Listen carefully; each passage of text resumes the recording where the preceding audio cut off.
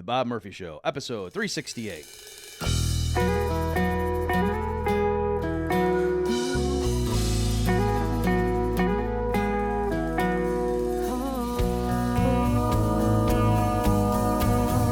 There's a tidal wave coming. What you gonna do? Get ready for another episode of The Bob Murphy Show, the podcast promoting free markets, free minds, and grateful souls. It's your source for commentary and interviews conducted by a Christian and economist. Now here's your host, Bob Murphy.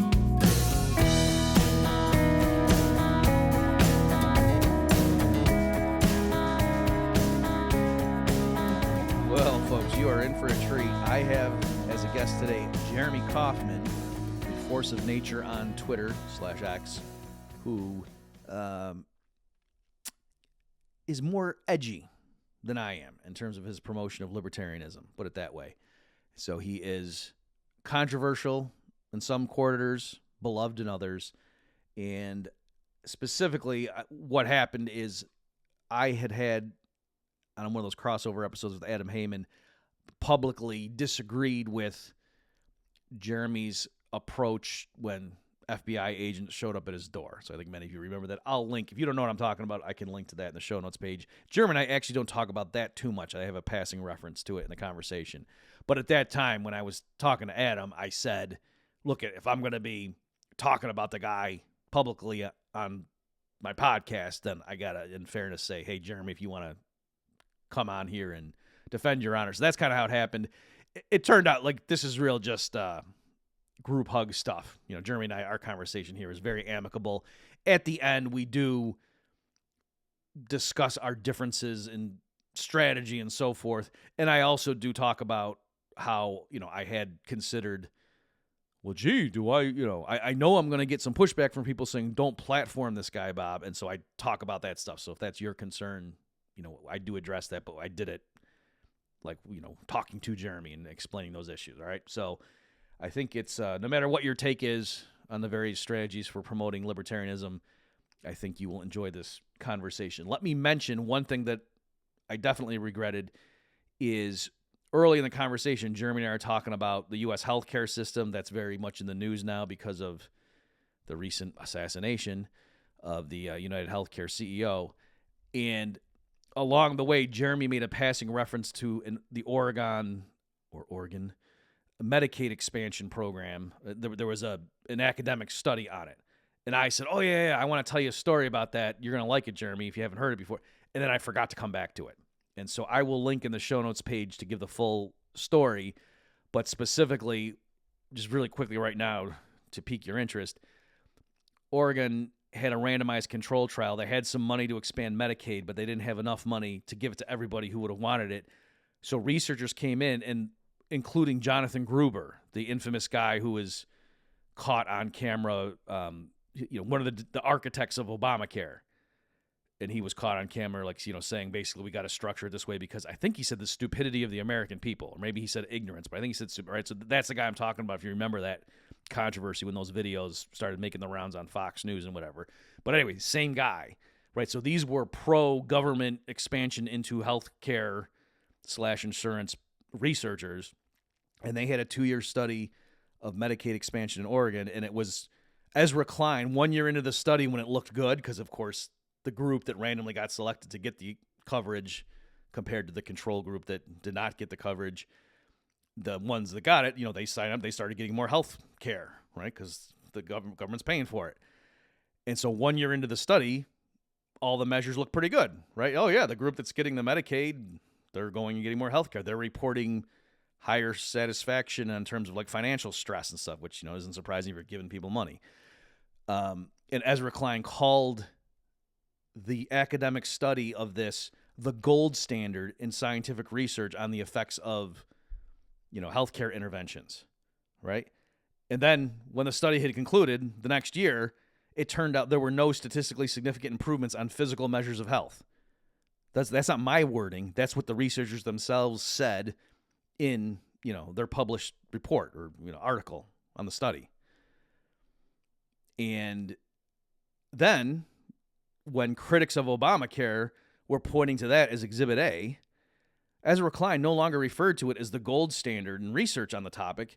No, he gave all these reasons. Well, it was a 2-year study. There were only 10,000 people, and there was this, and you can't really expect. Blah, blah, blah, blah, blah, blah. So I wrote all that up, and and I have the links and the receipts, as they say. So it was just hilarious to me, just to show the complete flip-flop. And again, with the point I was making here was moving the goalpost. It's not that Ezra Klein lied at any point, but it's just the same exact study with the same exact design he called the gold standard when it was only 1 year old, and it looked like it was supporting his preferred policy views. And then when it blew up in his face and did the exact opposite of what he would have wanted, then all of a sudden he's listing, a smorgasbord of all the different problems and weaknesses and limitations of the study, which were all present a year earlier when he was calling it the gold standard, right? And of course, my joke at the time was, well, actually, Ezra Klein's not for the gold standard, so maybe he was actually saying this is a terrible study. But anyway, okay, so that was a long tangent in my intro to this episode, but I document that. Go to the show notes page, bobmurphyshow.com/368 if you want to see that spelled out and see the receipts. Either way, here is, at long last, my conversation with Jeremy Kauffman.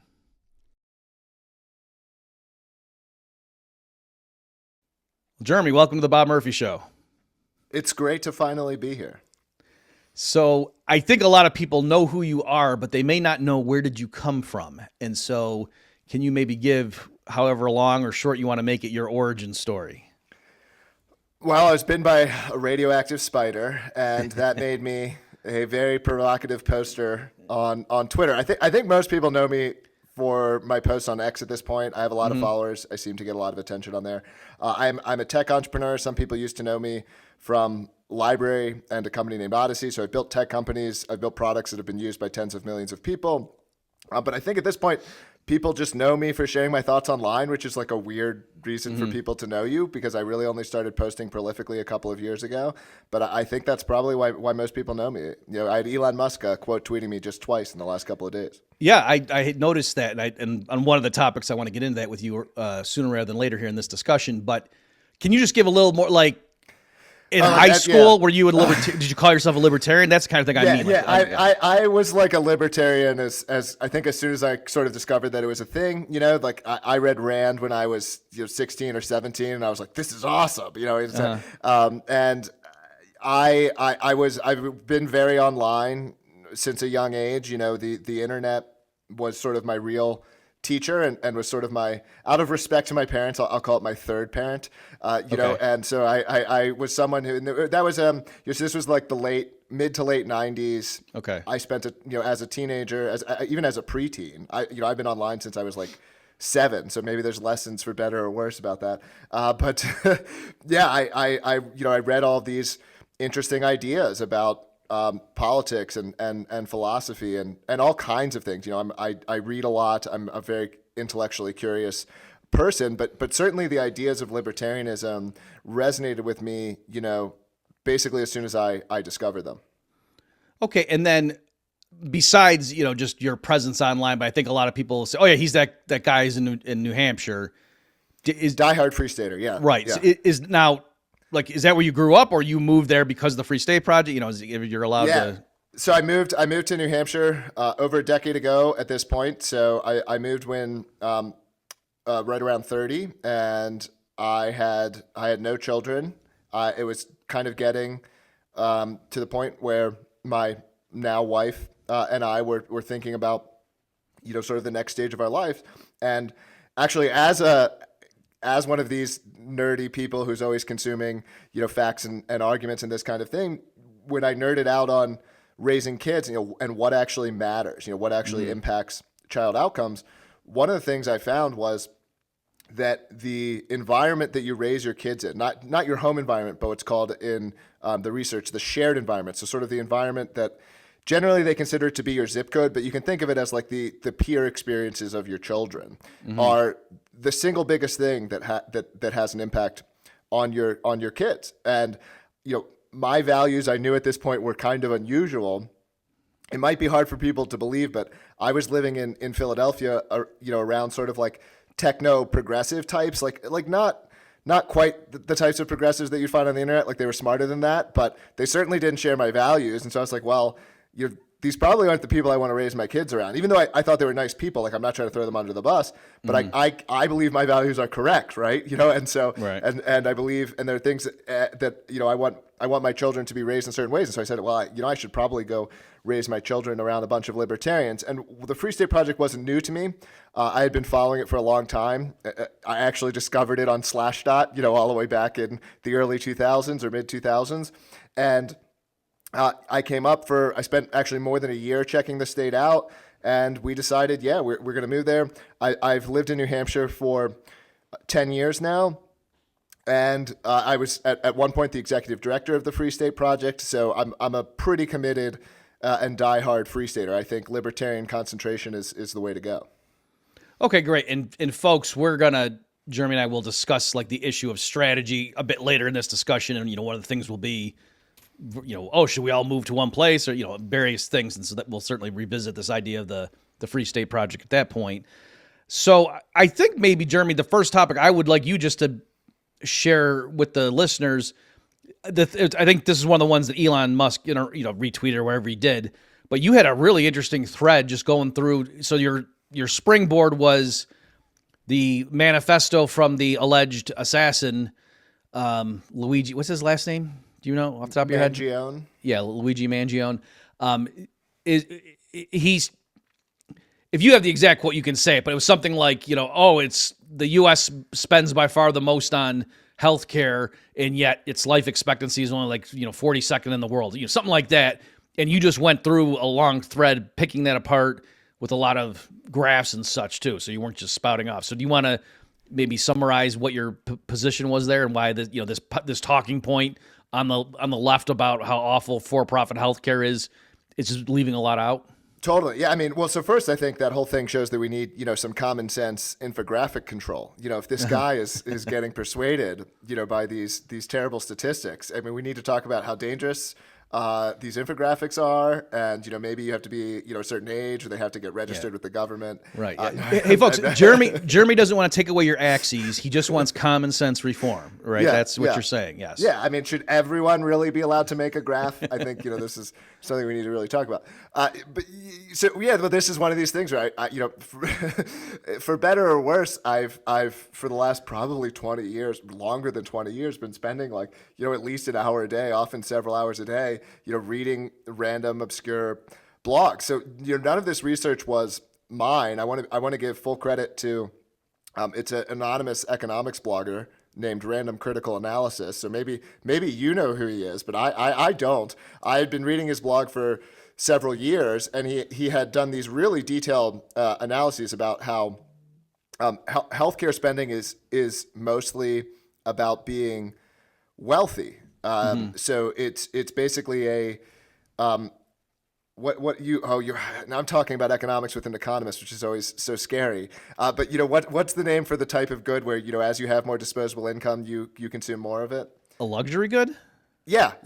So like a lot of healthcare is basically a luxury good. It doesn't really accomplish anything. We just spend more money on it because we have more money. And so why does the U.S. spend so much money on healthcare? Well, because we're really rich, and rich countries spend more money on things. And why does healthcare, cost more in the U.S.? Again, because we're really wealthy.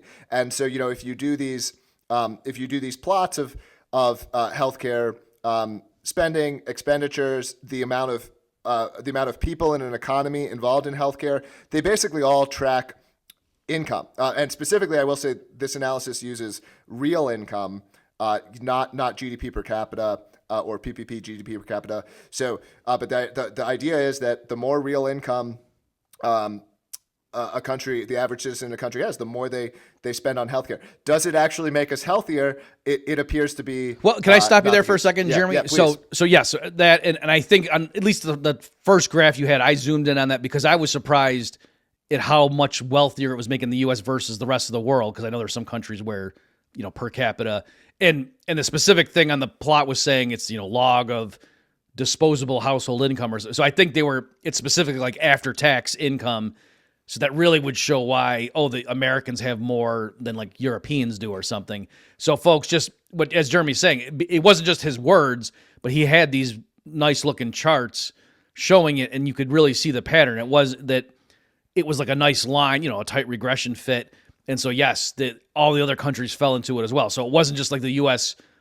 wasn't fitting the pattern of everybody else. It was like, the pattern, if you analyze the data this way, shows the more disposable income households have, the more they spend, that country spends on healthcare. And it wasn't that the U.S. was out of line. It fit in with the regression line, and it was just the U.S. had more disposable income per household. And so it fit right on the line where you would expect it to, given, the more disposable income they had. Okay, so go ahead.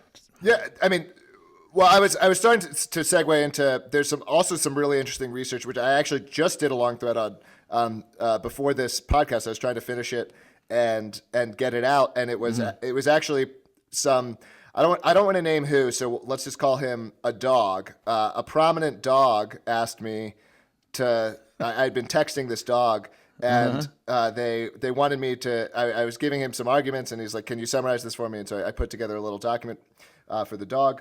And again, it's funny, I get all this, I don't do any of it, like I just am summarizing things I've been reading, so I don't do any of this research. It's funny that I get the attention when it's other people who did all of this work. And so here I want to shout out Robin Hanson very strongly. He's one of my favorites. I've been reading him for a very long time. And he has these fascinating arguments about how healthcare is much more about this social signaling and these care building relationships. And it's not that all healthcare is fake. Obviously, some healthcare is very, very real, but an incredible amount of it appears to do very little.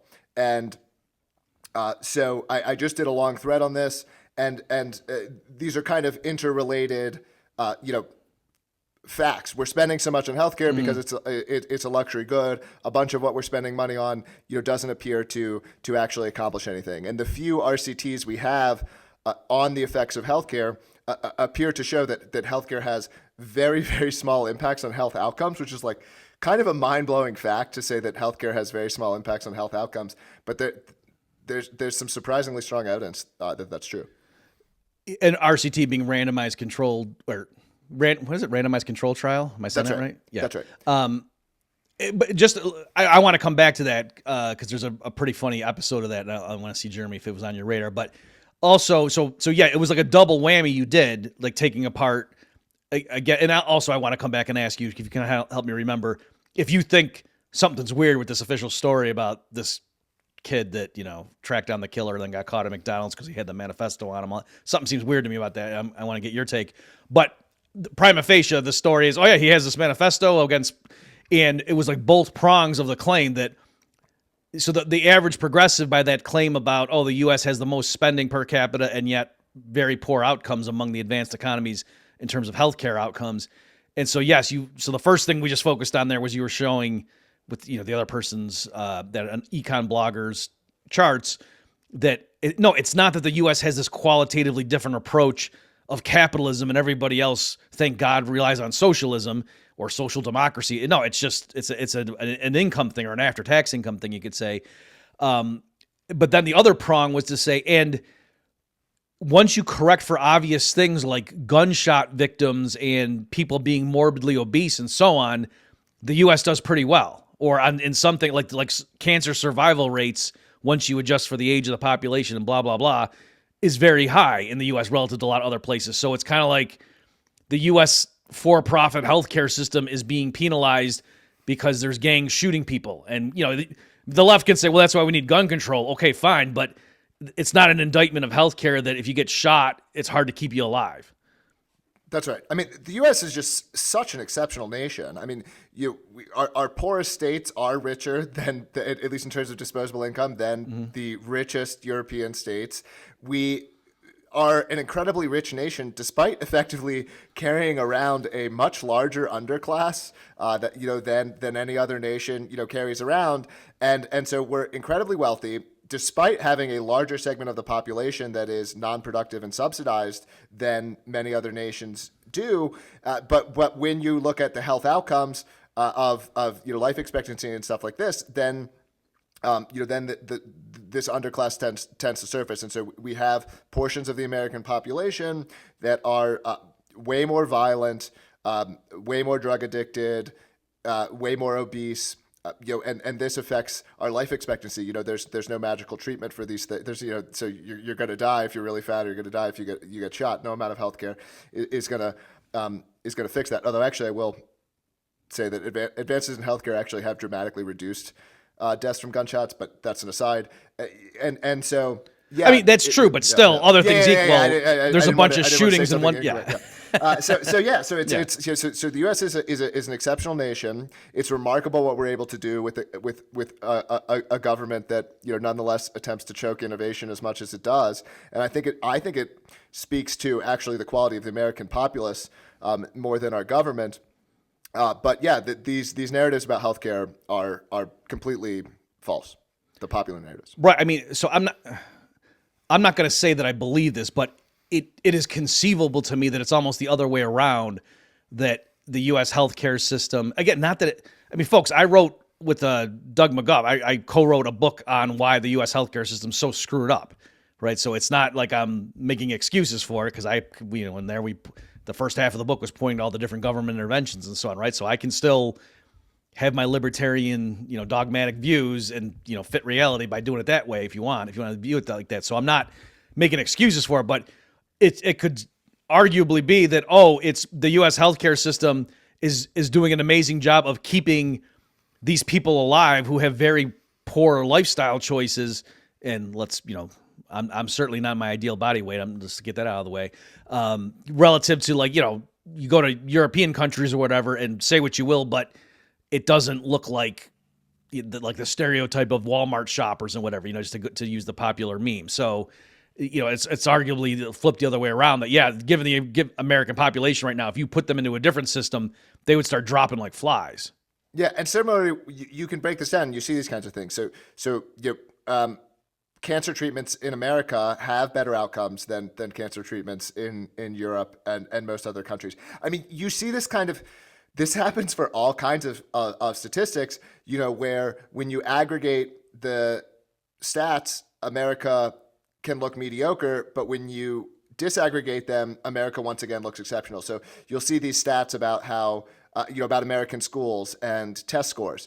But if you disaggregate these scores, Scandinavian Americans tend to outperform Scandinavians who live in Scandinavia. Right. And similarly, African Americans outperform Africans who live in Africa. And when you say that, you mean people from Africa who are in the United States, like some guy Correct. who's correct. Who has Black Americans outperform blacks in Africa, right? And so, but if you aggregate black performance into test scores, then it ends up pulling down American test scores. So America looks more middle in the pack, and again, it's not the case. You see this with all kinds of things. You can see it with murder rates. America has a high murder rate. Disaggregate the murder rate, and ethnic-based murder rates in America mostly track their origin countries. So America is not really disproportionately violent. It just has a different kind of ethnic mix than a lot of first world countries.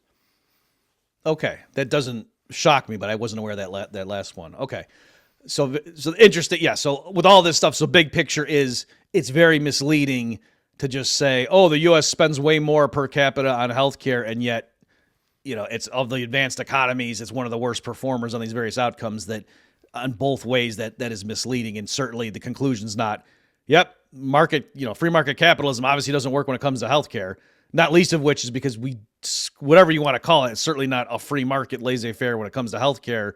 For example, you don't know how much something's going to cost before you get it. I mean, can you imagine the car market if you had to go buy a new car and after you bought it and you owed them the money, the dealership told you how much the car cost? That's how healthcare is right now. Yeah, it's an awkward place because, there's a lot of American systems that I wouldn't really want to defend in the absolute. I don't want to defend the American school system in the absolute. I don't want to defend the American healthcare system in the absolute. But compared to the European system for either of these, it's like, well, I'm like, America's the greatest country. Like it's not like there are other countries. There are very few. You can maybe look at a couple of other countries, but there's really, especially from a libertarian perspective, there really aren't any countries doing this better. Yep. Okay. I'm curious. I didn't have this on my list, but it just occurred to me as we were talking. So do you have any thoughts on Luigi, and do you think he did it, or you think he's set up, or anyway? What is your thought on that? I sometimes disappoint my followers because they want me to go down more rabbit holes, and I tend to kind of like reserve judgment on this kind of thing. Like, I find it, of course, possible that the CIA does this or that, or there's this or that of a plot, but I tend to sort of give me hate for this, but I tend to sort of default to the mainstream narrative and sort of wait. I'm open-minded. I'm not like the mainstream narrative is correct, but absent strong evidence, I kind of wait to see. I kind of wait to see more. Are you a statistics? You're a statistics guy, yeah? You're into stats and stuff. Do I like them? Yeah. You're like. I like 87% of them. Yeah. Do you know the German tank problem from World War II?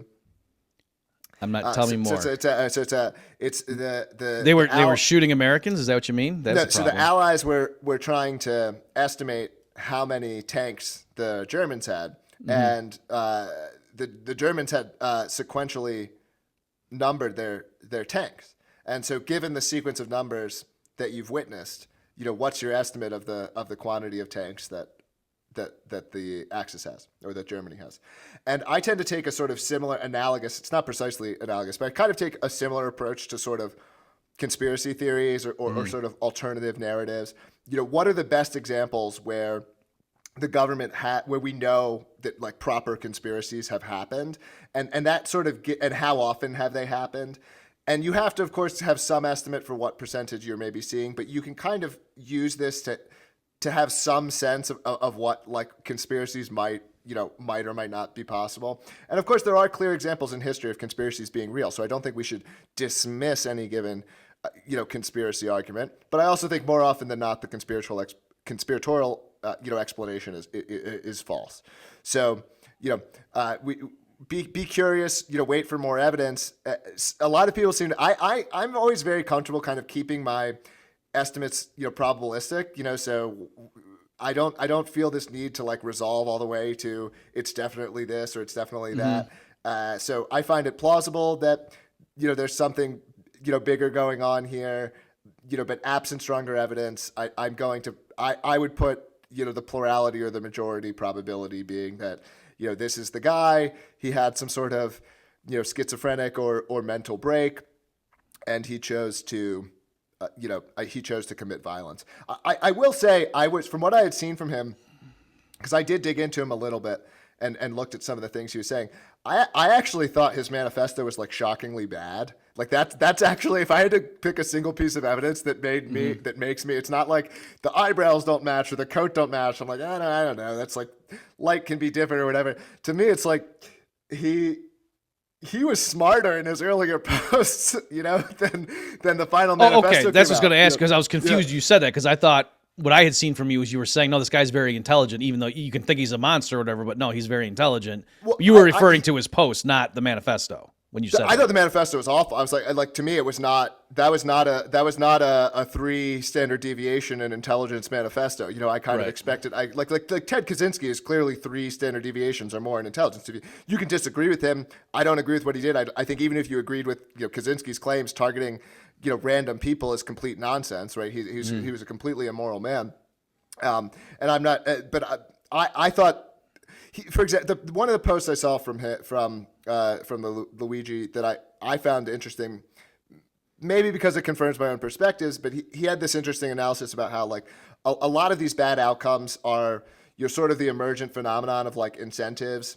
So you if you actually look at why this bad emergent outcome happens, and you slice it up, it's a bunch of it's sort of a public choice theory type of argument where it's a bunch of people individually, acting rationally in accordance with their local incentives. And so, there's not some grand conspiracy. There's not one particularly evil person behind it. It's just a system that kind of created this emergent phenomenon of evil. And that doesn't mean we should still regard the outcome as evil. I'm not trying to disagree with that. But I tend to think a lot of aspects of modernity that I disagree with and that I find flawed or bad are more a result of this kind of thing. It's a very complex system with a bunch of layers, and there's not, a puppet master, and there evil people exist. I'm not questioning that, but it's not really, a small number of evil people, manifesting evil outcomes. It's often a lot of like good or average people responding to the local incentives that they face, that create these outcomes. And he had a post about that, and that was one of the things I was like, oh, this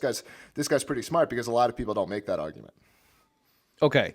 So do you think, and for me, by the way, I wasn't saying like, oh wait, look, it's a different guy, it's a body double. That's not what I meant. I just mean the official story only makes sense to me if he wanted to get caught, which I suppose he could, because right now he's got like 800,000 girlfriends. So maybe that is what he wanted to do. That he said, yeah, I'm going to go do this, and I want to be famous for it and be a folk hero, and maybe they'll let me out in 10 years, and I'll be set. So I could, and maybe he was fueled by whatever, if he's on drugs or something, or had some kind of psychotic break. Sure. But in other words, I'm saying the only thing that made sense to me was he got caught on purpose if it was him. Yeah. I mean, getting caught on purpose is plausible. I mean, I think, if someone has a schizophrenic break, like they really are a decently different person. I have unfortunately known some people, to go through similar experiences, and I've seen relatively bright people become pretty different people on the other side of that experience. And so, oh, well, yeah, I can chime in on that. This will be a fun episode, folks. I kind of, like, I jokingly talked to my close friends about, remember when I went nuts in grad school? I mean, there was a period, like, I really, there's a lot of stress and whatever, and there's a lot of stuff going on in my social, and I kind of lost it, and it wasn't because I was dumb.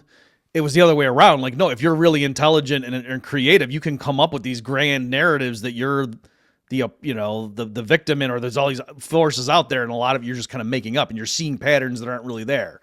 And so yeah, I'm not saying you might, either the guy's smart or he's some dumb guy who went nuts. Like, I get that. Yeah, you could be do irrational thing.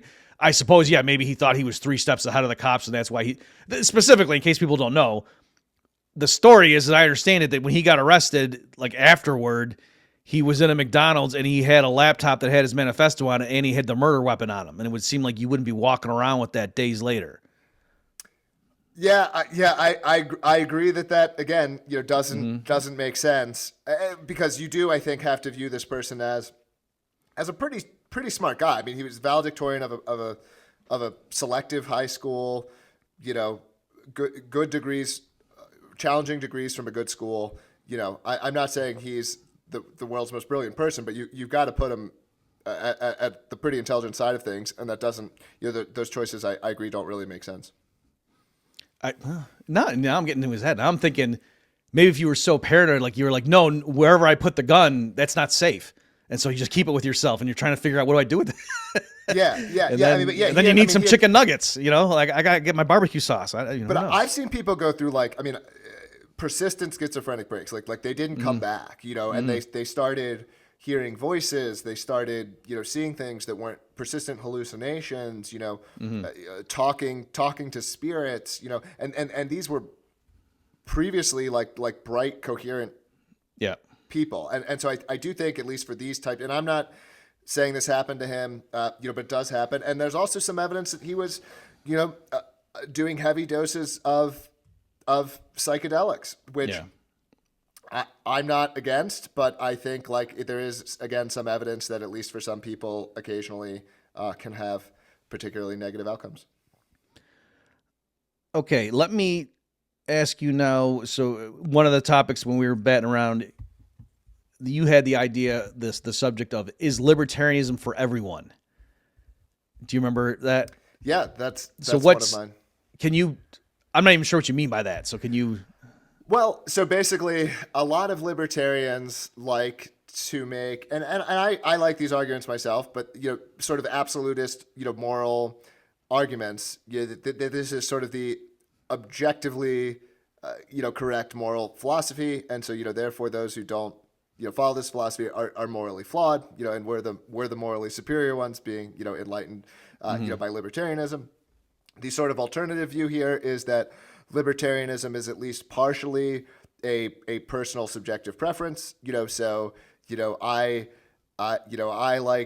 like Cheerios and you like Frosted Flakes, and these are just aesthetic and subjective preferences, rather than absolutely morally correct. And I find the absolute morally correct arguments seductive, but of course, as a Cheerios lover, if someone wanted to give me these arguments that the Cheerios was the best cereal, and it's absolutely true that Cheerios is the best cereal, you might also find those seductive. And so because other people also seem to find their political philosophies so true and correct to them, sort of one adjustment that I have made is that even though it does feel, I'm not actually arguing that it's not absolutely correct, because my internal experience is that it is absolutely correct. But if I see other people also having that internal experience about a different view, then like an adjustment you can make in response to that is, well, at least I know it's mine. Right? I can retreat to this sort of like Descartesian style argument where it's like, well, I know that I like it, and that I think is still sufficient to achieve a libertarian order, because if there are millions of people who still have this subjective preference, millions of people having a subjective preference ought to be able to obtain that subjective preference in the real world. And of course, you can see how this led me to, New Hampshire maximalism and living in New Hampshire and trying to create a New Hampshire, libertarian society. And so I think that's an interesting, question. Is it helpful for libertarianism to make these arguments about, it being objectively correct versus just something that people sincerely believe and sincerely want? Okay. Before I respond on the specific topic of libertarianism, let's back up a second. So before you had an offhand remark that Ted Kaczynski, and that's the Unabomber, folks, the guy that, among other things, like mailed bombs to people, right? Is that a fair way of putting it? Because he was against like technology, or he thought it was encroaching and was going to ruin society. And you said you thought his methods were immoral. So are they objectively immoral in your view, or is it like if you just found out that he likes chocolate ice cream, that's disgusting? See, I mean, I find that so tough. I mean, like, again, my gut answer, like my instinctual answer is, of course, right? Of course. So if I just, and of course, a lot of our moral judgments are gut, like they're intuitive, like that's just wrong. It's wrong. At the same time, like if a bunch of people, were like, well, I think randomly mailing bombs to people like is a correct way to achieve your political objectives, and they wanted to like live on Terror Mail Island, where on Terror Mail Island, like it's just completely okay, to mail each other bombs. Like, well, like it wouldn't be my preference, but I don't have to live on Terror Mail Island. So certainly in any society that I live in, I would want that person punished. And I think there are certain things, like murder and rape and whatever, like these are beyond the pale for 99.9%, or whatever of humans. And so, maybe we can at this point say like this really is objectively morally incorrect. But, I have sort of retreated to a much more localist orientation in terms of my, desire to project morality rather than a global orientation in my desire. Okay, and I'm not just like being argumentative, and I'm not trying to evade your question. The reason I'm asking though is because to me it makes a difference about, do you think morality is objective? And maybe you're wrong about what, what I mean? Like I think math is objective. It doesn't, I can get a math problem wrong, right? And so, your question, I'm wondering, is it just more of an evangelism thing? You're just saying strategically, we got to stop thinking we're going to be able to convince everyone of the truth, or are you actually saying it's not the truth, it's just my preference, and so it's really hopeless to try to convince people that they like chocolate when really they like vanilla? Well, saying that it's just, like, it doesn't mean that you shouldn't necessarily try to propagate your view of the truth. Like liking chocolate doesn't mean you shouldn't try to convince other people to try chocolate. There are more people out there who would like chocolate if they tried it. I honestly, I've genuinely really waffled on this one. This is an embarrassing, source to reference here, but in my 20s, I consumed a lot of Sam Harris, and Sam Harris has these arguments about, objective morality, and, we might be uncertain, but like clearly there are higher points on, what does he say? There's like higher moral peaks that, we can find, and we might make mistakes, but we shouldn't let that deny that there are higher moral points than others. And so we can approach morality with this sort of same like truth-seeking empiricism that we approach and you use in other domains. And I found that argument like really, really seductive at the time. And I was more, sort of along the lines of objective morality. I think probably the biggest thing that's made me consider that might be wrong, although I'm not here saying that it's wrong. Again, my instincts still say that that's correct, but that you've got to cope with the fact that like a lot of other people's subjective experience really does appear to experience morality different than a lot of libertarians do. Like they do. Like they just subjectively, their moral systems do not appear to match ours. And it's unclear to me to what degree, moral systems can really be logicked into control. So what degree are our moral preferences, again, similar to aesthetic preferences where, I can't really argue you into liking vanilla over chocolate. Like I can get you to try chocolate. Right.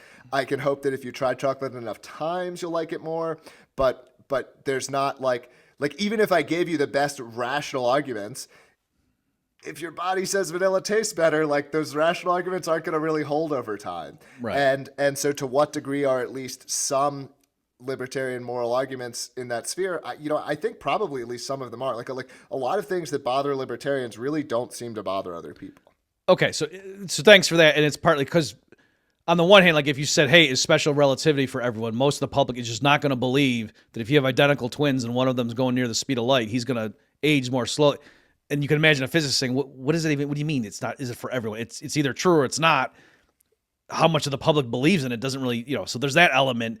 But yeah, given that unlike special relativity or quantum physics, that the computer circuit boards can work, whether the majority of the public knows how they work, it doesn't really matter. With political stuff, you kind of do need the majority to at least somewhat go along with the basic principles. Otherwise, it's not going to work. And so, yeah, on that, I have definitely had a revolution in my thinking. When I was in grad school, I was part of this website called antistate.com, which was a bunch of like anarcho-capitalists and like, fellow travelers. And it was like a bulletin board system or forum, I guess is a better word. And the membership was growing in a certain, because the site formed and then the membership was growing. And I just extrapolated and I thought, yeah, because we're just so right. Like no one just ever had it explained to them how the police could be privatized. And I really was just looking at the number go up and I extrapolated and thought, oh yeah, we'll have 10% of the country by this date. And obviously that isn't what happened. It peaked pretty quickly because there were a lot of people. And then what I have seen as I've gotten older and just Twitter/X has been really helpful in this is for me to realize that the phrase willful ignorance, when I was younger, I thought that was like a nonsensical term or willful blindness. Like, why would you intentionally shield yourself from learning the truth? And now I see that, yes, there are some people, a lot of people, that's what's going on. It's not that they don't understand what you're saying or the evidence, the counterexamples to their claims. They don't want that to be true and they don't allow themselves to register it because they're protecting their pre-existing belief from, they don't want to consciously be lying. And so they just don't allow themselves to understand what you're saying or something like that. So. Yeah, I think that's plausible. I mean, look, I think my beliefs are that a lot of these things came to us, via evolution. And so, our intuitions, our moral intuitions, like these are largely evolved things. Evolution didn't necessarily demand that they even be coherent and logical. So, our moral systems, may be comfortable, being incoherent. They can act one way in one domain and act a different way in another domain. And that wasn't a problem for evolution. So we may have evolved to not even be, completely, morally, coherent people. Although I do think libertarians tend to be more morally coherent than a lot of other people. Yeah. I strive for moral coherence. Like again, I'm not trying to say, well, so therefore, morality doesn't matter or make these kinds of arguments. But my view is that evolution chased what worked, and a lot of this stuff is about whether it works or not. And so I one other comment I guess I'll make here is that I think some libertarians, not you, of course, you're obviously very enlightened, fall prey to this sort of like. I've heard it called like typical minding, where you model other people's minds as like yours. And Okay. and my experience at this point is that that's just, at least from my mind, is that that's just not true. A lot of people have an internal subjective experience, have internal experiences that are different than my experiences. That doesn't mean I can't be friends or allies or have relations with those people, but their internal experience is different than my internal experience. Their moral preferences are different. They react differently to the world than I do. Yeah, about 3 years ago, my wife made me watch. I mean, not that she had me at gunpoint. A compilate, like the YouTube, the clips where like guys have a microphone and they go out and they catch like a bunch of people in their 20s who are like coming out of the bars and just grab them and ask them random questions like how many states are there and stuff like that.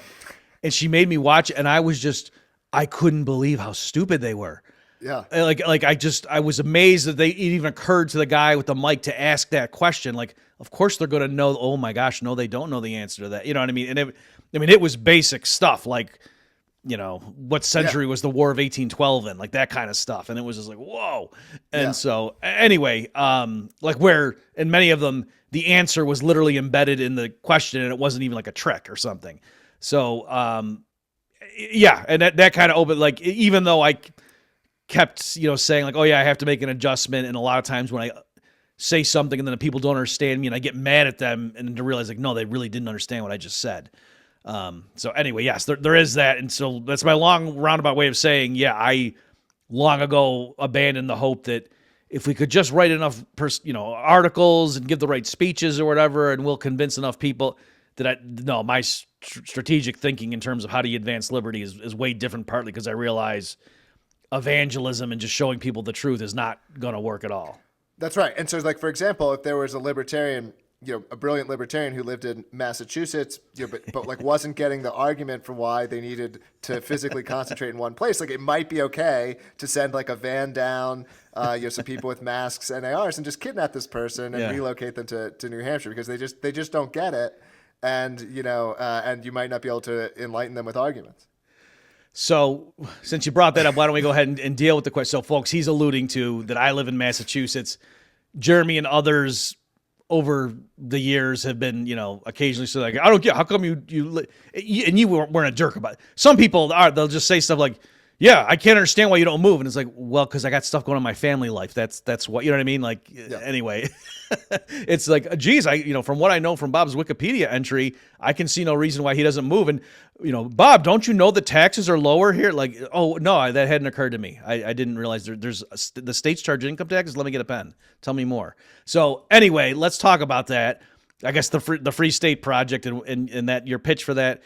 So among other things, let me stop. So why don't you make the case for why people who like liberty should strongly consider moving to New Hampshire? Well, some of it I've hinted at. I do think, and you've kind of agreed with, like we're not going to argue everyone into libertarianism. So the simple argument is there's enough of us. There's enough of us to win. Millions of people who share a set of values or a set of principles. Physically concentrating in a place is basically the story of an incredible number of homelands. And so you have these sort of theoretical abstract arguments, and then you have these much more practical ones, like it's actually working, right? The House Majority Leader, I believe you're friends with him, Bob, Jason Osborne. Yep. You know him from back in school. So the House Majority Leader of New Hampshire, is a Hillsdale guy, an anarcho-capitalist who moved to New Hampshire from, I believe, Michigan, either Michigan or Ohio. And he moved here. He's now the House Majority Leader. We have a record number of libertarians getting elected, including Libertarian Party of New Hampshire members. They are getting elected as Republicans, but our guys are getting into office. We're changing the state. We've made school choice, constitutional carry. We've eliminated the only remaining income tax in the state. And, the list goes on and on and on about the reforms that are being made. We're actually now like doing our own march through the institutions where we're getting libertarians appointed to state positions, and they're the fireman chief, or they're the librarian, or they're this or that, and so you can have a libertarian everything. You can have a libertarian peer group for your children and raise your kids in a libertarian environment. And so I think it satisfies both the sort of near and far. So in the far sense, you have this sort of transcendent aim that you can feel that you're making progress towards, which I think in my life I've always found a lot of satisfaction where there's some sort of transcendent distance thing that I'm trying to achieve, but I'm making progress. Like there's a lot of satisfaction from that. And then in the near term, you just get these benefits, in terms of peer group.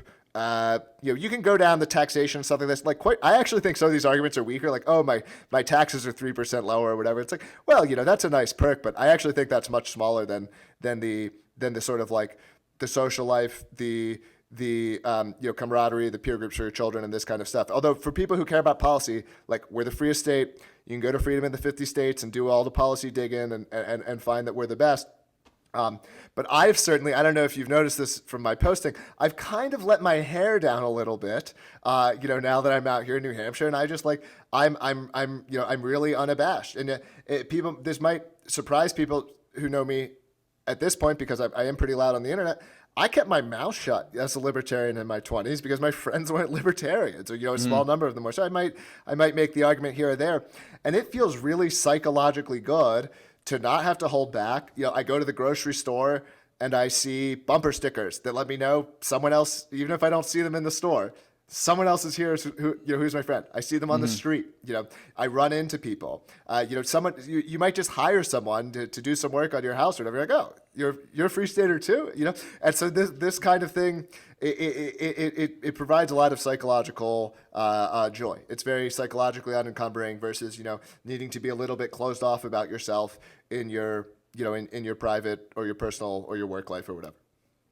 Okay, so that's interesting, and yeah. I knew Jason Osborne had been politically successful there, and that is interesting. And yeah, if you had asked, I think probably both of us back when, so we went to Hillsdale together, and then he was at NYU for a bit while I was there. And yeah, I think if you had said, hey, do you think you're ever going to have a position like that? We would have thought either yes or sorry, we said no way, or he'll have to like hide what his true political views are. Like that's the only way that could possibly be possible, that someone with such radical views would have to be real quiet about it and hope no one digs into his past. And that's clearly, I see the way you guys post and stuff. You're certainly not a well. Like he you doesn't post pictures. That way. No, I know, but I'm saying like you'll post stuff like in photos with him, and it's not, you know what I mean, and you'll say provocative things or whatever, and it's not. It's clear. It's not like people are thinking, oh, he's just a normal Republican. What are you talking about? He doesn't know any of those libertarian guys. So, yeah, I mean, I don't want to overstate it because I do like to be honest. Like it's a battle. Like like Jason certainly has taken hits for it. The governor of New Hampshire now, Kelly Ayotte, and she's not a libertarian. She's not secretly one of us. I'll say that here. But she took some photos with me. She knew who I was. The Democrats attacked her over it. They put out a list I was one of the top 5 extremists that Kelly Ayotte is friends with, and this is why you shouldn't vote for her, because she's nice to people like Jeremy Kauffman. Kelly Ayotte's the governor, and they've sort of cried wolf too many times. Is also part of why I think these attacks aren't working anymore, and it's also why I think free staters are getting bolder and not worrying about these attacks as much as they used to, because there actually was much more concern about this kind of thing a decade ago, but they've just been running this playbook for 10 years trying to say that, we're these crazy extremists, we're these crazy extremists, we're these crazy extremists. And, well, New Hampshire keeps getting better. Our people keep getting elected. And you can only cry wolf so many times. And I think the Democrats in New Hampshire have effectively cried wolf too many times. And it's not working. So let me come at you from the other angle, and then we'll get into the, the stuff about, oh, he's so controversial and edgy. But there's a school of thought that would say, yeah, what you guys are talking about, that might have been a good idea like back in 1985 or something. But at this point, don't you see how far things have gone? And yes, we have a respite with Trump coming in, and maybe that's going to give us 4 more years to get our ducks in a row and whatever and get our plan B. But ultimately, this country's falling apart, and that's why, maybe people should move to Texas or Florida, that are going to break away. But New Hampshire's just right in the middle of, the enemy territory, and when things get really bad, it's not going to be like the normal rules of engagement. I mean, they got FBI agents showing up at people's houses in New Hampshire just because of tweets. I mean, this is not, able to secede from the system. And so, yes, if it's a kind of a normal thing and it's just, oh yeah, there's liberals and these blue-haired crazy people on college campuses, that's one thing. But if it gets into be like martial law and the feds are really cracking down and stuff, and there's FEMA camps, that kind of environment. World War III is really hot and going. The fact that we got a bunch of people elected in the New Hampshire legislature, that's not going to matter. What if somebody says something like that? Well, I think the denser the network you have, the more likely that network ends up being in charge. I mean, most people are politically checked out. I mean, and so it doesn't take that. And this goes all the way back to the original thesis, which is that the original number was just 20,000 people. A lot of people are really agreeable. And so when you have a incredibly agitated and strong-willed minority, they actually get their way a lot of the time, right? This is the Nassim Taleb argument for why all these foods are kosher when like no one cares, but a couple percent of people care, so the food ends up kosher. Like that's enough. And so I never thought about that. That's funny. Yeah. It's called tyranny of the minority. Taleb calls it. And so. And now this is going to get flagged as anti-Semitic just for that. So good job, Jeremy. We have that density here. What else would take over? If the United States is fracturing, I think New Hampshire ends up looking pretty good. I think having the dense network here and a lot of people here, can take care of themselves, can handle their firearms, right. Are the leaders of their local communities. I think, I'm not rooting for a civil war, but I think our views would end up doing quite well in New Hampshire. And look, if someone believes in Florida instead of New Hampshire, then that Florida is going to secede, that's fine. I'm very skeptical of Texas actually, because its politics aren't actually that good, and its demographics are also pretty bad in my opinion. And so, I would pick Florida well over Texas. If people want to move to Florida, the point is you got to get out of bad states and go to good ones. And the more that people that are politically aligned, concentrate, the better off that we are. The United States isn't going to last forever. Nothing does. I'm not saying we're about to break apart, but it's not going to last forever.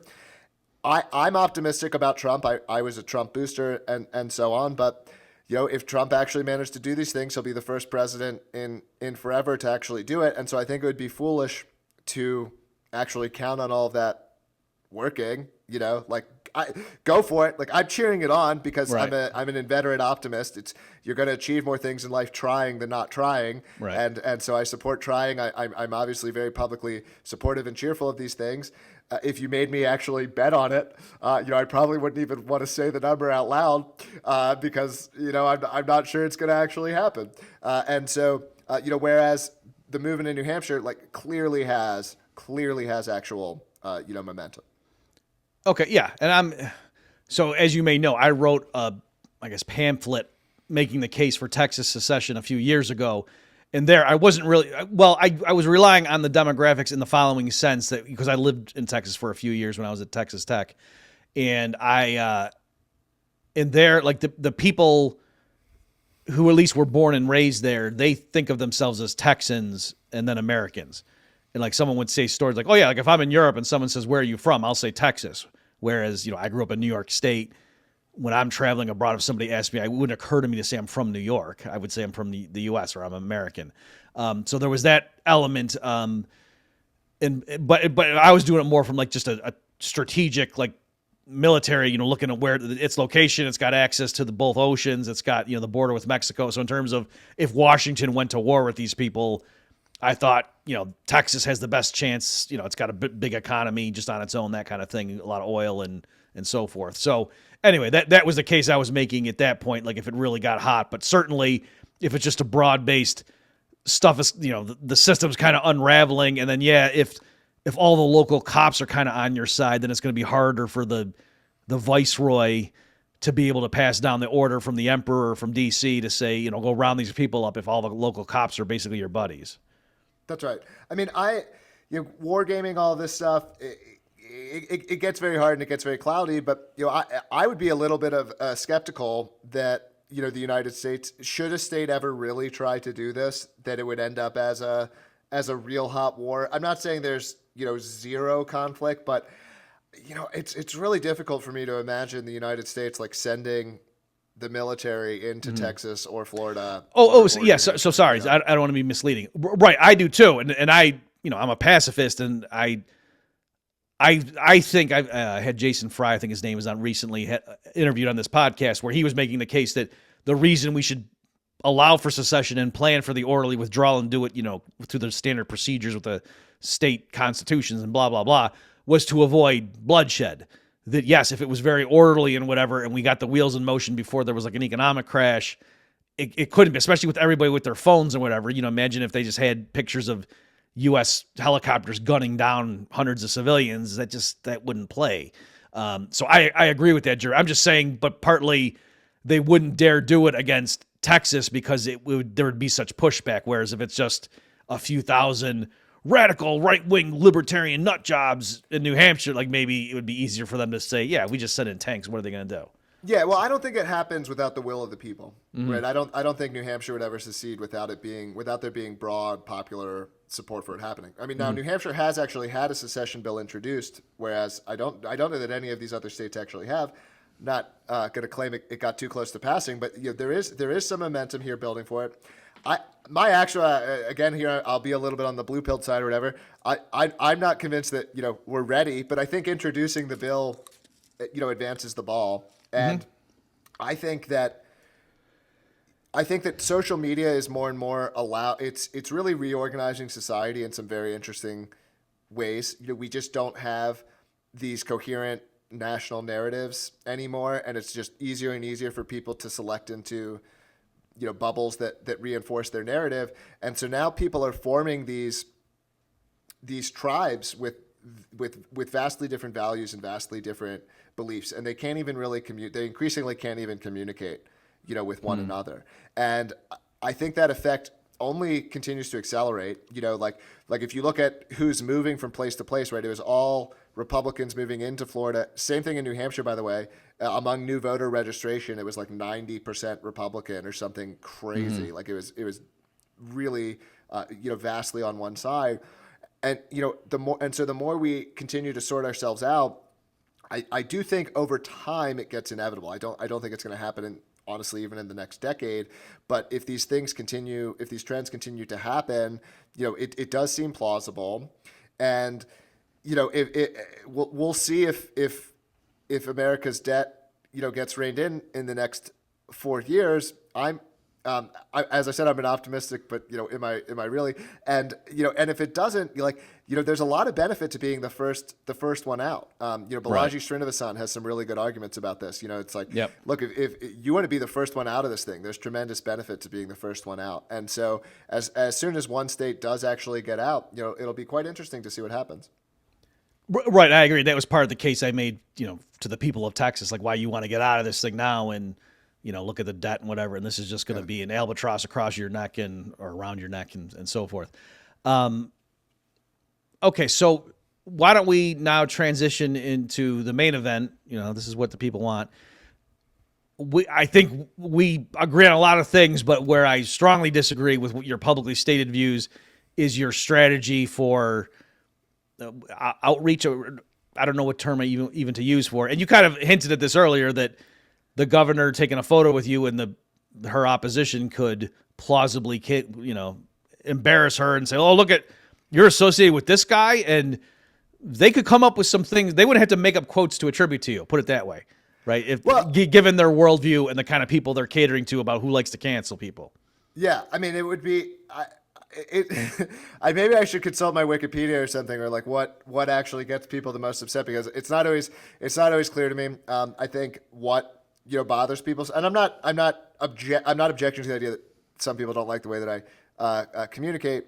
I'm not always sure why. I know the way that I talk about race and is definitely one thing that upsets people, because I do believe that race and genetics are real. They're not conclusive things, but we should be able to talk about them frankly in the same way that we talk about gender differences. No one objects to claims like men being stronger than women, and I think we should be able to talk similarly about race when it's true. I'm not trying to. I'm always ultimately an individualist. Some men are stronger than some women. That's also true. We judge people as you mean individuals. vice versa. Vice versa. Yeah. We always judge individuals as individuals, but we also have to be okay, making statements about groups, because how else can we talk about things? Okay, so let me just partly for the audience, in case they're not, they don't know exactly what I'm talking about. I'm just going to be vague, but also just for concreteness for us to do. So I'm going to read in a moment a tweet from the LPNH Libertarian Party New Hampshire account. But go ahead and do you want to explain why, strictly speaking, we don't know who wrote this tweet? Well, mostly, I mean, I don't think that people who have a problem with me, I think for the most part, aren't deriving that problem from the Libertarian Party of New Hampshire. I think they're deriving it from, other things I've said. For example, I know that there are some people who I think ending apartheid in South Africa was a mistake. That's not an endorsement of apartheid. I think there are better systems than apartheid or the current system, but I think South Africa is worse off having ended apartheid than not having ended apartheid. Okay. That's a very controversial claim that some people find that some people would find offensive. You know what? Yeah, let's do the you stuff first, and then we'll do the LPN. How's that? So, yes, you have... Is it a correct statement to say you're trying to rehabilitate the term eugenics? To some extent, I mean, I didn't select my wife at random. I selected her because I think she's above average, right? So that even the way that we mate, I would argue that basically everyone sort of mates in a eugenic fashion. They're trying to mate with the best person that they can. I think, obviously as a libertarian, I'm incredibly against state-based eugenics, right?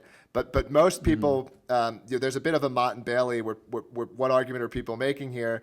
But if you believe that genes are real, which I do, and that genes influence human outcomes, which I do, and I think the evidence here is very strong. I can get into it if you like.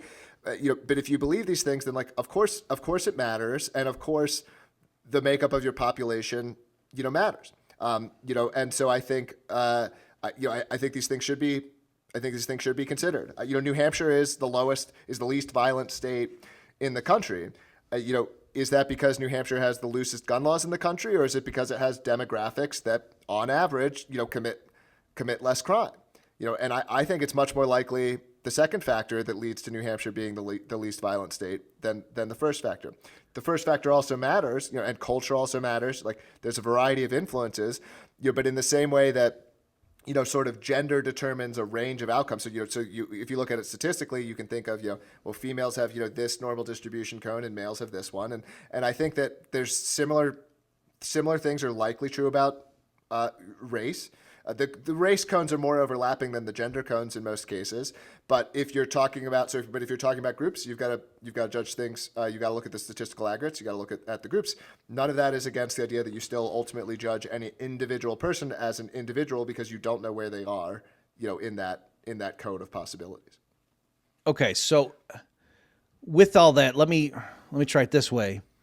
If I said, if you think about it, I think everybody's a cannibal. And someone's like, what? You say, yeah, I mean, you're making out with your significant other or your spouse. You're like taking stuff that their body produces and you're bringing it into your belly. I mean, that's cannibalism when you think about it. And it's not just that, we could get upset about, is that true? But it's almost like, why are you spending time on that when it's going to make people flip out and think you mean something else? And so I'm saying, when you say that, yeah, if you think about it, everyone's basically eugenics or eugenicist, and people lose their mind, and you say, yeah, I just mean I didn't randomly flip a coin and pick my spouse that way. And they say, oh, that's what you mean.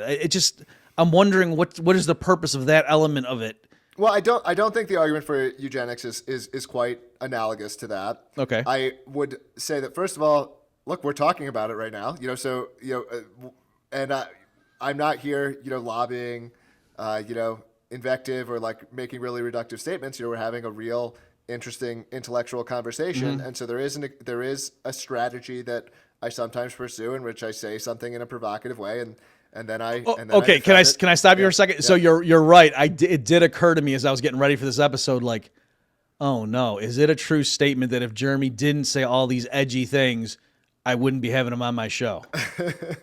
And I don't know. I'll say this, and partly because what it is, it's if you were some guy with 15 followers and you said all the stuff you said, I wouldn't have you on the show. It's the reason I'm having you, and we can get into this now. Yeah, let's do the platforming thing right now. Why don't we just get out of the way? Because I kind of walked into it. So I'll name names. This is fine. This is good. Oh man, we're getting all kinds of stuff on this one. This is a spicy episode. Years ago, I was supposed to moderate a debate between Jeff Tucker and Chris Cantwell. And this was before Cantwell was a Nazi. All right, he was just more of an a-hole at this point. And so he was a very edgy guy. And Jeff Tucker, of course, was, very Ward Cleaver. And, hey, everyone, let's just be nice and whatever. And we'll just, kill them with kindness in the public and win them over with our passion for blockchain and da-da-da-da. And the Jetsons future, the Libertarian. And Chris was doing, his stuff. And I was supposed to, and then there was these police officers that some guy they were like having pizza on their break, and some guy just walked up to him and blew him away. And that was like in the news cycle. And Chris was kind of playing footsie with the idea that, well, yeah, if you're a libertarian, I mean, and I just, at that point, I pulled out of the debate and I told them, the guy organizing, I said, I'm sorry. I don't want to be on the same stage as this guy because, it's too easy for me now to get lumped in with that. And that is just, I'm a pacifist. That is just so much not what I want to be associated with. And I kind of inconvenienced the guy. He was kind of, he'd been promoting the event, whatever. And I felt bad. I tried to get an alternate, and the thing just fell apart after that. So it didn't happen. And then I would argue, if you pulled out of that debate, you made the right call, given, the way history progressed. But my point is, so I'm saying clearly there's some point at which, I don't want to be associated with someone. I disagree with their methods.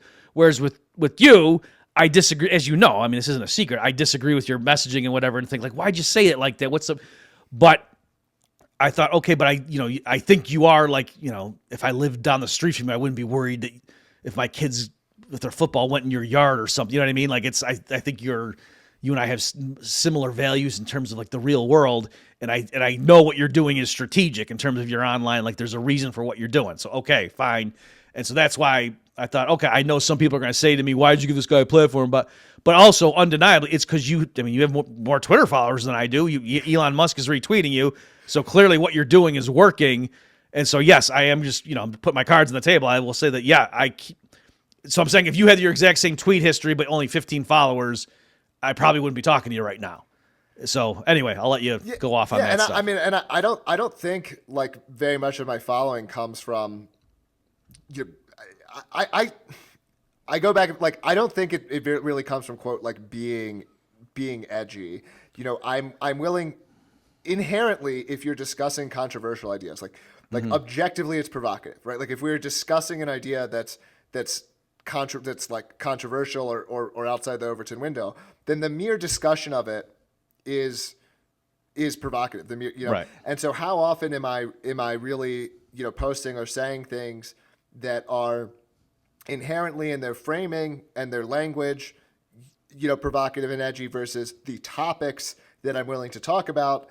And I still talk about those topics like somewhat, soberly and intellectually. And, it is a mix. I do think I at least occasionally go into the first category, and social media, particularly is like a bit of a wrestling ring. And I think you've got to be able to, hit people with a chair from time to time. You do that too. You might do it in a different way, but like, you're not just giving fact-based arguments, you're making jokes. You're doing it that way.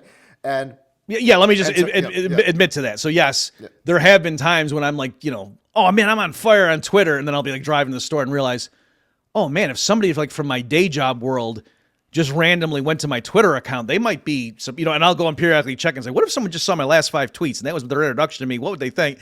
And again, I don't think I'm in the same zip code as you, but you're right. Some people do think like, they'll say stuff like, oh, I came for the economics, stayed for the trolling or whatever with regard to me. So you're right. I get how, oh yeah, there's like a shtick that you're doing. We're all kind of playing a character on Twitter. I get that. So go ahead. Yeah. I just wanted to interject that. So like, I think there's this interesting phenomenon, and for me, and I don't know, what colleagues or whatever you may have or what circles you may travel in where people have a problem with me. In my experience, the number one reason that people have a problem with me is mostly for the ways that I talk about race, and that I engage with the fact that there are mean differences in racial behavior as it relates to libertarianism, for example. Like the best study of libertarianism and race, there's this study from PRRI. A very thorough study. It's about a decade old, and they found that around 1 in 10 white people express a consistently libertarian opinion on 10 out of 10 issues, And they found that 0 out of 100, I think it's ultimately like 1 out of 200 or 1 out of 300, but on the graphic that they made, they have it at 0 because they had it on a 100 scale, that 0 out of 100 African Americans get 10 out of 10 on the libertarian scale. Now, as someone who's interested in recruiting libertarians to New Hampshire rather than persuading people to become libertarians, to me, that's the kind of information, that you have to integrate, I hate this kind of defense, but like the African American friends and colleagues that I have don't have a problem with this. Like we could some of my biggest retweeters are black. Yeah. Look, hey, this is even more embarrassing. I voted for Barack Obama in 2008, so I don't. What's the term for that? In other words, you would only be admitting to that if it was true. You know what I mean? I forget what the term for that is. Yeah, I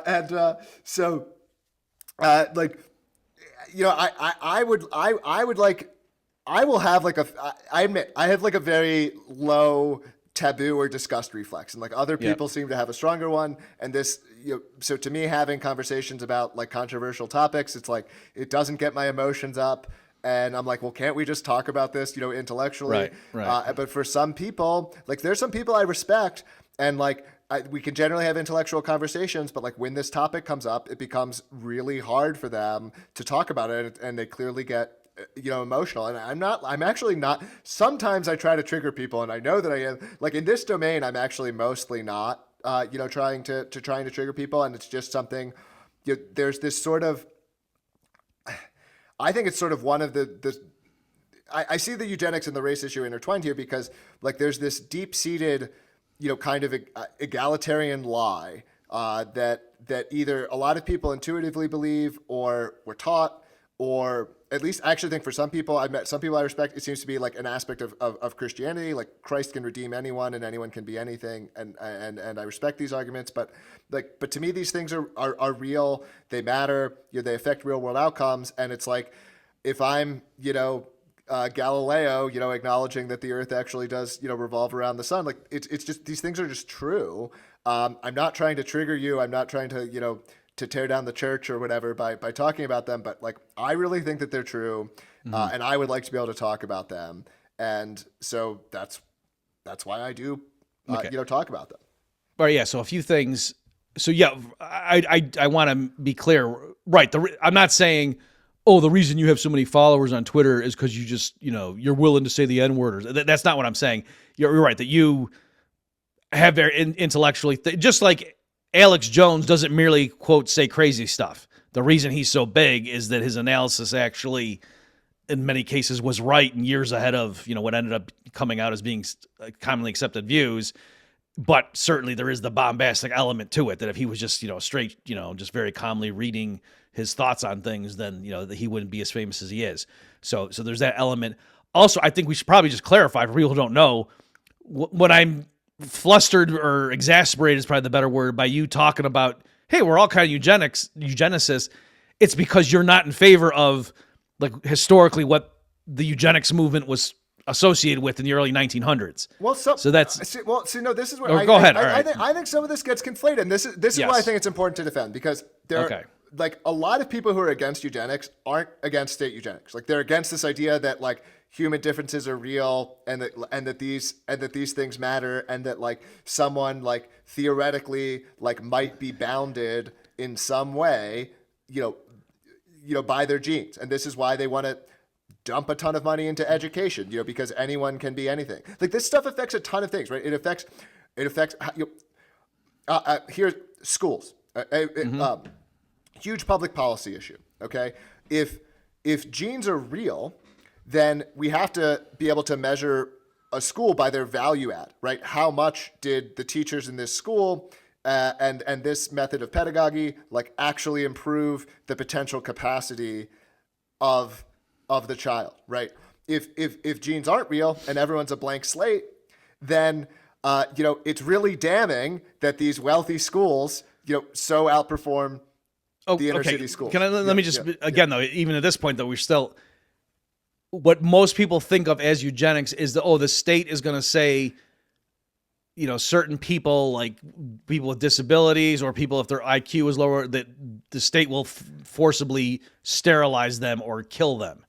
Well, Are you in favor of that? No, I'm not against state, Okay. but I'm okay with like if we if we wanted to pay certain types of people, or actually I would say whether it's the state or not, if we're talking about punishments for certain types of crimes, I actually would consider sterilization to be in bounds for the type of society that I would want to as punishment for crime only, not so for specific acts, because again Okay. I think that antisocial behavior and criminality is also genetically mediated. I actually think part of the reason that that white Europeans have such lower rates of crime compared to other ethnicities is because white European culture spent a millennia executing 1 out of 50 men every generation, or 1 out of 100 men. So the European culture spent a ton of time effectively killing antisocial people and culling them from the gene pool, and this resulted in a average set of behaviors that's different in the rate of antisociality, but between different ones, and so different. Wait, races, can I? I've never heard. So, are you saying historically, capital punishment was way more common in Europe than like Africa? Yeah, well, I think that's one of the factors. Yeah, I believe that throughout the Middle Ages, it was a shockingly high rate of capital punishment that was happening. Huh? I never heard that theory. Okay. In Europe, and maybe it's specifically that. Maybe it's other other factors. I'm not even trying to pin it on that one. And I will say, like, I don't find all this stuff conclusive. I think we should be open-minded. Like, we should continue to conduct experiments. And I certainly am like hopeful that there's some intervention, that exists, that could take any child and raise them to have, 150 IQ and be a brilliant mathematician or a brilliant economist or whatever.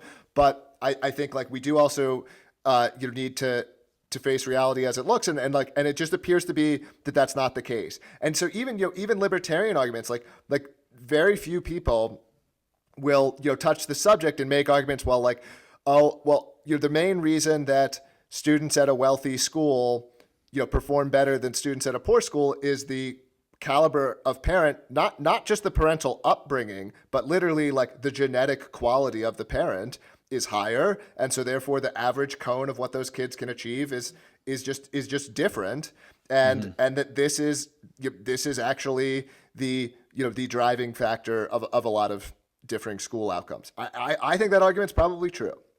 And with a lot of that stuff, it's probably hard to disentangle too, because what kind of people are going to have good jobs and be relatively healthy, and then blah blah blah blah. And so it all kind of feeds into it. It's hard to disentangle.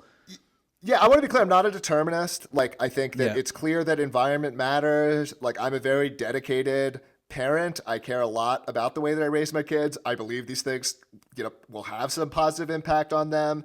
And so I'm not like, people just are who they are, and they're just bound to be a certain way, from birth. But it's at the same time, it's like, there's nothing I can feed my kids that's going to make them 7 feet tall. That is just not in the cards.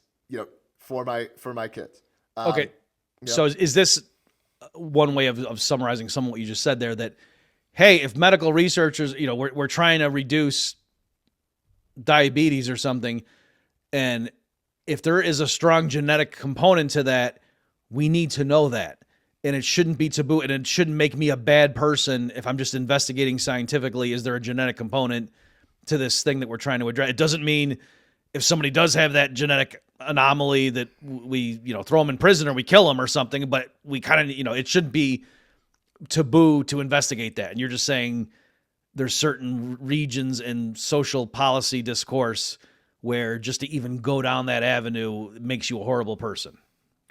Yeah, I think we are at the edge of the Overton window, discussing this topic, and I think it needs to be inside because it plausibly explains a whole bunch of things, right? This stuff matters for education outcomes. It matters for crime outcomes. It matters for health outcomes. And if all of our studies and analysis and argument are based on people being blank slates, and so the rate of infant mortality should be the same everywhere.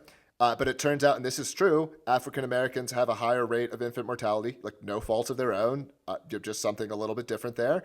Like, so, you're going to get, doctors with, with different rates of births where there's deaths, and that's not the fault of the doctors. You have to consider the inputs.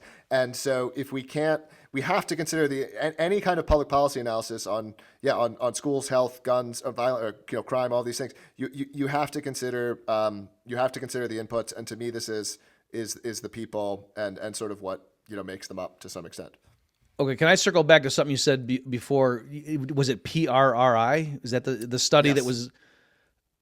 And again, you were saying that the people who got a 10 out of 10 on this like libertarian quiz, what was it? 1 out of 10 of the white respondents got that, and basically like 1 out of 100 or 0 out of 100 of the black got a 10 out of 10. Okay, was the point of you bringing that up to say that's why?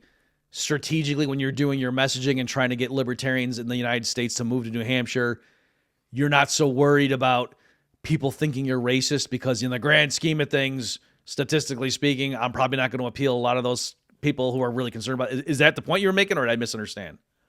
I think the point of that was mostly you have to consider like who you're targeting, but yes, I'm also not that concerned. I think that if you're talking about a society that is predominantly libertarian, I think, again, absent some intervention or development that doesn't appear to exist, it's most likely going to be pretty minority African American. I think Black libertarians are absolutely welcome in New Hampshire. I don't have a problem with Black libertarians living here, coming here, being a part of our society and our culture. But I think they are going to be minorities. I think Jews will probably be minorities too. So like, I'm not trying to be one side about this, like to show that I'm 50% Jewish and 50% Irish ethnically, and like Jews are disproportionately progressive. This is just true. They're disproportionately culturally progressive. Okay, and so But on the other hand, some of the most accomplished libertarians are Jewish. Of course. I think. So why wouldn't they be running New Hampshire too? Because if they're control everything. I mean, there's a reason the Jew ends up, doing the talking. Jews tend to have especially Ashkenazi Jews, which make up most of the American Jews. Like they appear to be be better at have higher verbal skills. They appear to be disproportionately verbal. Like I've always been very good with words and verbal kinds of things. Like my kids picked up reading quickly, and this comes from somewhere. I mean, it turns out if you spend 10 millennia and taking like all of banking and all of these jobs that involve writing and reading and you like only let one ethnicity do them, like you might impact like the mean of that. Right. That well, for me being a Christian too, I've often wondered if part of the, objectively. So folks, in case this isn't on your radar, it's like the number of Nobel Prize winners is disproportionately Jewish, that kind of thing, they're, and these, the stereotypes of, they run all the banks or whatever. I mean, there is this thing that, or they're in Hollywood. And it's kind of like, it just seems like they're very accomplished, people. And so I've wondered if part of it is like historically, studying the law that Moses handed down or whatever, like if part of that, just equip them. I mean, this is kind of goofy perhaps, but like Robbie the Fire Bernstein, when he's talking with Dave, or they're analyzing something, he'll often say like, oh yes, back, in Temple growing up, there's this concept of such and such. And I can apply that here, and it's like, he's got access to this framework, and like Walter Block also, and again, Robbie and Walter are not practicing religious people, but they had that background growing up, and it, I think, gave them some a conceptual framework to parse the world and to make distinctions that other people miss because they didn't have the example of, anyway, that's just something that occurred to me at one point.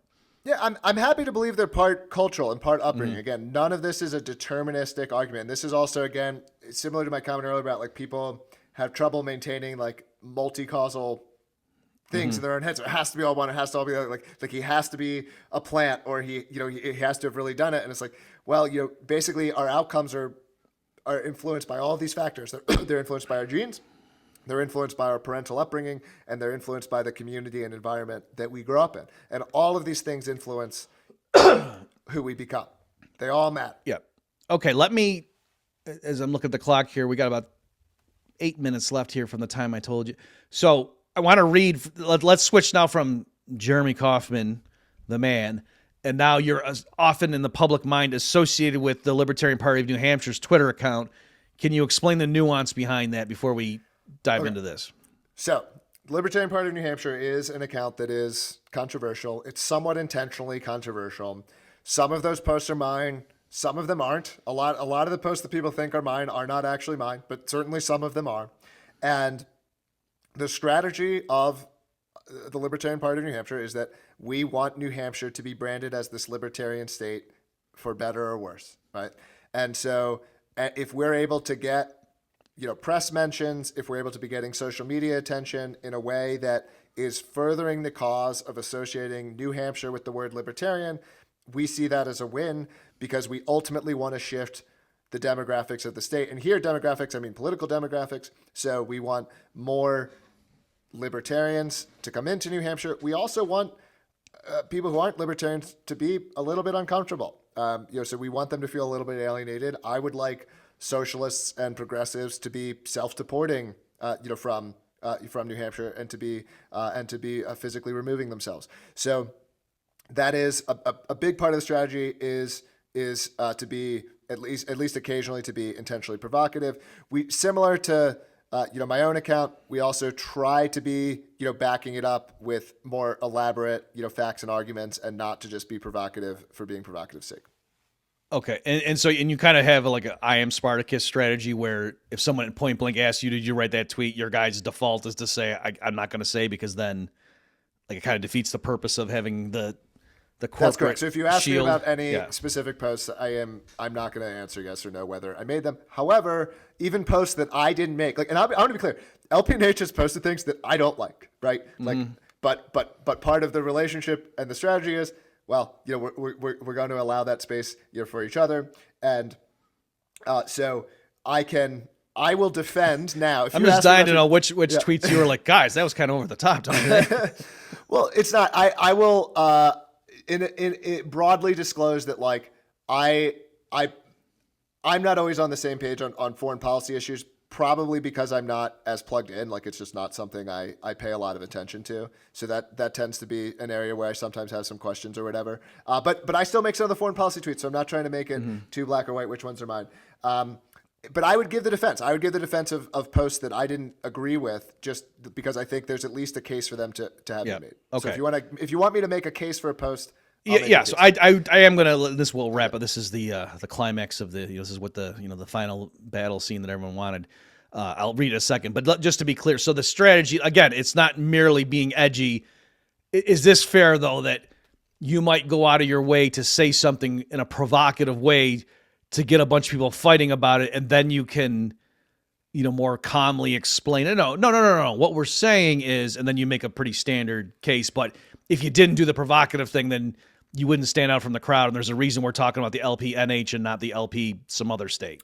Yes, both that, and honestly, even without the follow-up, if the Daily Beast, or some progressive publication runs an article that's like, Libertarian Party of New Hampshire said this or that, like, that's a news mention, Libertarian, New Hampshire, crazy people live in New Hampshire, like, that's still a slightly positive thing, even if they don't see the substance. Okay, so let's, just for the benefit of the listeners, like, give me a specific, Bob. I need to know what you're talking about here. So this is December 4th. This happened. Nina Turner said, and the context here, was the debate over U.S. healthcare, in light of things. And I should say, Jeremy, as I'm sitting here, tutting you guys for edgy tweets, the left is shooting people in the back, and that's what the leftists are like, whoa, you're acting like we did something. So I get it, like, we know here. So, okay. So Nina Turner said, no one should have to go into debt because they get cancer. That's not a radical statement. That's rational. And then the LPNH retweeted her and said, if someone gets cancer and can't pay for the treatment, then they should die. And that was the whole tweet. And people, including me, went off. And what I said, and then I'll let you, respond, Jeremy. You know this is coming. I'm doing it for the listeners. I said, and I did it like as if it was like me giving dialogue, like in a play. And I said, like this is what I say. Hey, leftists, just because we oppose assassinating health insurance CEOs and don't condone government taxation doesn't mean we're callous about the plight of sick people with huge medical And then I did a dash like I got interrupted by this. So my point, obviously, is to say libertarians are always accused of, the reason you're against welfare is because you hate poor people. And the reason you're against public schools is because you don't want, black inner city kids to learn how to read. And you just don't care. And we say, no.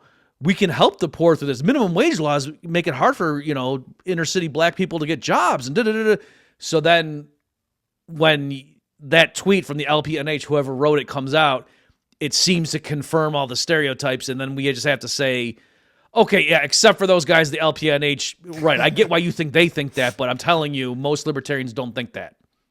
Yeah, well, I think it is, yes, it's certainly worded in a way to sort of get people's hackles up a little bit there. But I think it is ultimately something that libertarians do believe, right? If you're getting down to, should I use violence to redistribute resources to help someone, even if they're going to die, right? The libertarian answer is no, you should not, right? And I totally buy libertarian arguments that, we will have more wealth and be able to give more money to charity, and I give money to charity a decent amount. I do believe that healthcare and food and all these things will be cheaper, so we'll have fewer starving people and we'll have fewer people who can't pay their medical bills or whatever. But I am not someone who believes, and I think it's sort of a form of libertarian utopianism that is false, that believes that like libertarianism will be better for all people and everyone will be better off. I think if you look at the amount of money that the United States is currently redistributing for purposes of healthcare and so on, I'm not convinced at all that charity is going to cover all of that money. And I think that is, I think you are looking at people who are spending, they're getting hundreds of thousands of dollars a year in dialysis treatments, just to keep them alive or end stage kidney disease or these kinds of things. And this idea that all this money would just be paid charitably, I think is likely incorrect. I think that the federal government is keeping people alive through theft, through violent redistribution, that plausibly, would not continue to live in a libertarian society. Right. So I disagree probably a little bit empirically with the latter part there, but my big picture on that tweet and the firestorm over it. So people were arguing, and they gave the same thing. You said, "What are we talking about, Bob? Oh, so you're for the state stealing money from people or compelling doctors to give people treatment for free?" I was like, "No, of course not." But they could have said, "Hey, we're for philanthropy. Look at all these regulations. If we got rid of the FDA and we got rid of medical licensing and blah blah blah, look how much cheaper healthcare would be." And did it instead of that. And I said, by the same token, someone could say, if someone's hungry and can't afford to pay for food, he should starve to death. And if someone says, okay, but then I said, okay, now you just condemned all the infants now die. And they say, no, because their parents feed them. I say, well, but it's not actually correct, prima facie, to say an infant can pay for his food. It's not someone else paid for you know what I mean? So I'm just saying the way that was phrased is going out of its way to mislead people as to what the claim is.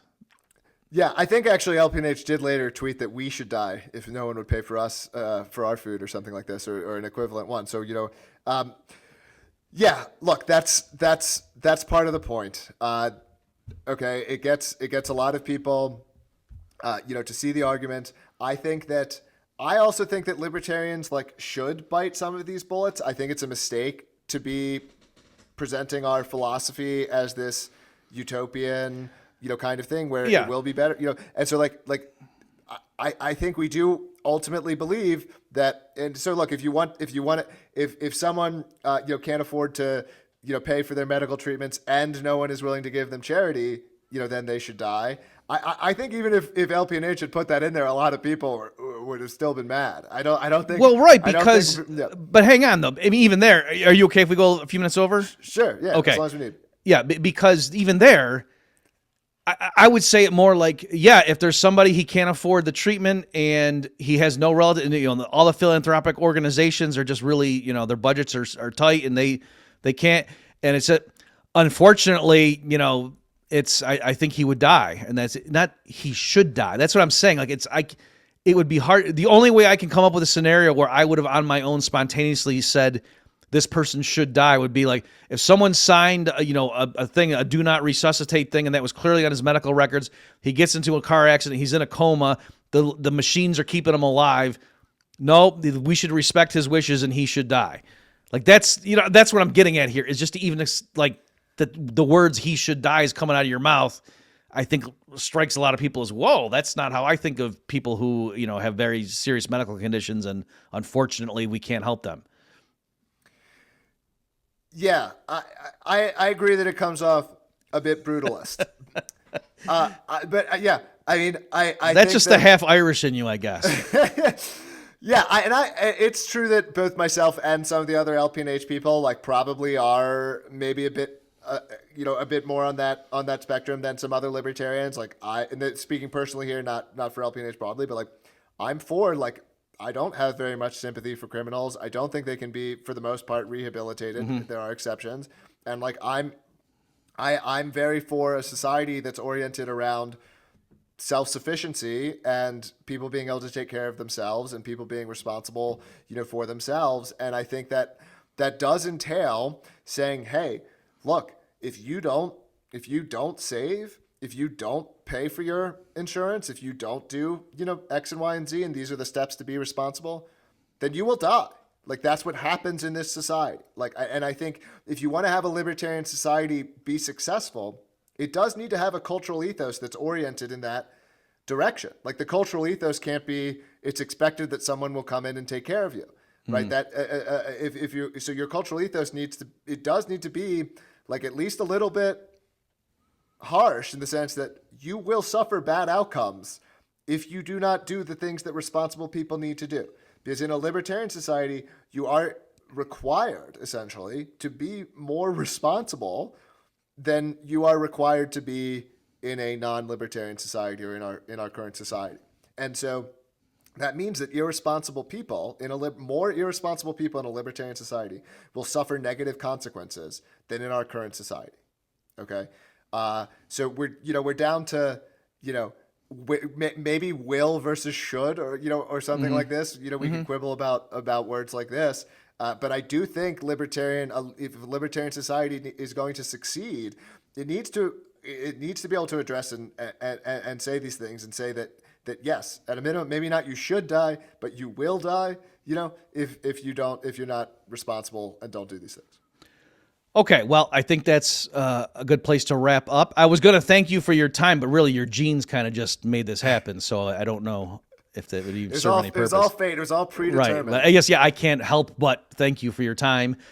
So, folks, my guest has been Jeremy Kauffman, the man, the myth, the edgelord. And so, joking aside, thanks, Jeremy, for your time. I think, at the very least, people now understand more. If those who disagree with you and those who are your fans are like, yeah, this guy, he gets a bad rap here. So thank you and folks, either way, I think now you know more about Jeremy. So thanks, Jeremy, for taking the time to do this. Thanks, Bob. It was great. Okay. And thank you, everyone, for tuning in. And don't cancel me for anything he just said. Okay. Go look him up, and then you can be more shocked. Thanks, everybody. We'll see you next time. You've just experienced another episode of The Bob Murphy Show, the podcast promoting free markets, free minds, and grateful souls. For more information and to subscribe to this podcast, visit bobmurphyshow.com.